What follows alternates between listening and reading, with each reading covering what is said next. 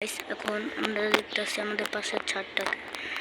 এই দেখো একটা মেয়ে ফুল, এই দেখো এখানে একটা না অনেকগুলো আছে, 1 2 3 4টা মেয়ে ফুল। এগুলা মাটির নিচ ভেদ করে উঠে, মানে ভেদ না, মানে মাটির থেকে উঠে ডাইরেক্ট, এটা কোনো কলি হয় না। আমরা জুম করতেছি যে একটা ছোট বট গাছের দিকে। এটা হচ্ছে আরেকটা বনসাই, এটা বনসাই বলতে পারো তোমরা। আর এরপর ওখানে আমরা দেখবো একটা বনসাই।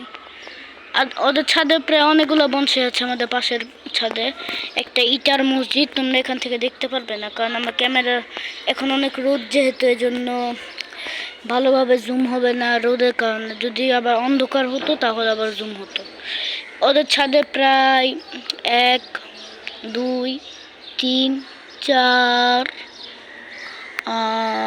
5 6 7 8টার মতো ওদের ছাদে বনসাই আছে।